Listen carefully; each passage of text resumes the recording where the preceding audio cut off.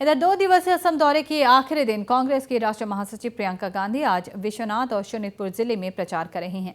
आज सुबह प्रियंका गांधी जहां विश्वनाथ जिले स्थित बूढ़ा माधव मंदिर का दर्शन करने के बाद प्रतापगढ़ चाय बागान पहुंची। वहीं इस दौरान प्रियंका ने बागान की महिला श्रमिकों के साथ बातचीत की। मौके पर उन्होंने बागान में चाय की पत्तियां भी तोड़ी और झूमर भी कलाकारों के साथ नाची। इसके साथ ही वे श्रमिक अमित आशा के घर भी पहुंची और ताशा के परिवार की सुध ली। मौके पर उन्होंने ताशा के घर में चाय भी पी।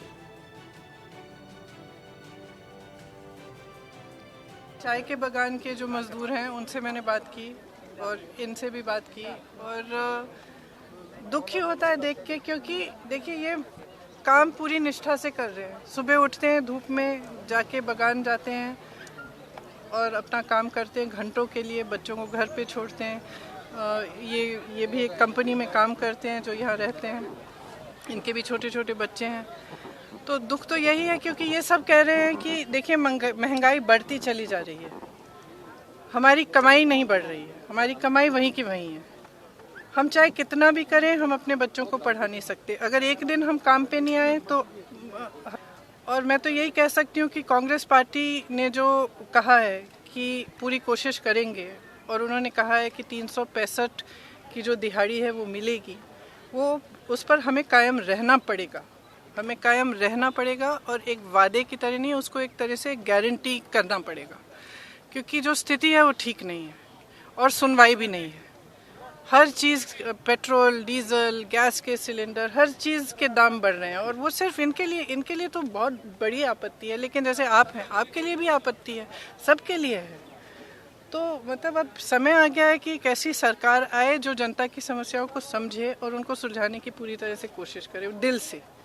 क्योंकि बागान में भी महिलाओं ने मुझे कहा, सब नेता आते हैं, हर समय बड़े बड़े वादे करते हैं, शायद उनको बहुत उम्मीद भी थी इस सरकार से, क्योंकि उन्होंने मुझे बताया कि शुरू में पैसे मिलते थे अकाउंट पे, शुरू में एक आध गैस सिलेंडर मिल गया।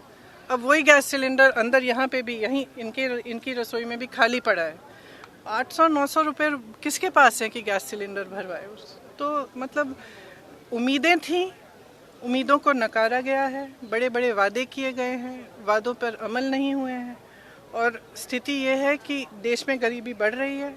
जो सरकार के जो बड़े बड़े उद्योगपति मित्र, उनको सब कुछ मिल रहा है, एयरपोर्ट खरीद रहे हैं, आपका गुवाहाटी एयरपोर्ट भी खरीद लिया है। तो बड़ी बड़ी चीज़ें उनको, उनकी उपलब्धियां हो रही हैं, उनको सुविधा मिल रही है और जिनको मिलनी चाहिए उनको नहीं मिल रही है। तो ये स्थिति तो बदलनी पड़ेगी, लेकिन मैं हमेशा कहती हूँ कि ये जनता को ही बदलनी पड़ेगी। विवेक आप सब में है, आप जानते हैं आप किस परिस्थिति में जी रहे हैं, वो जानते हैं। कोई नेता आके उनको बताया, उससे कोई मतलब नहीं है।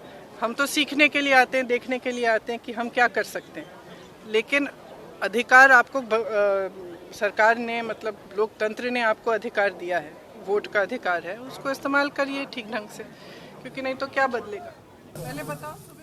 वहीं इसके बाद वे तेजपुर के लिए रवाना हो गई। तेजपुर स्थित महाभैरव मंदिर में पूजा अर्चना करने के बाद प्रियंका गांधी एक जनसभा को भी संबोधित करेंगी। जनसभा के बाद वे सीधे नई दिल्ली के लिए रवाना हो जाएंगी। यहाँ बता दें कि सोमवार को असम पहुंची प्रियंका गांधी ने लखीमपुर के साबोती के अरुण ज्योति कृष्टि संघ के प्रेक्षागृह में बेरोजगार युवाओं के प्रदर्शन में हिस्सा लेते हुए सरकार पर निशाना साधा था। उन्होंने दिसपुर से भाजपा गठबंधन की सरकार को उखाड़ फेंकने का आह्वान भी किया। वहीं उन्होंने उत्तर लखीमपुर कॉलेज मैदान में उत्तर असम और ऊपरी असम के 10 जिलों के कांग्रेस नेतृत्व और पदाधिकारियों के साथ बैठक भी की।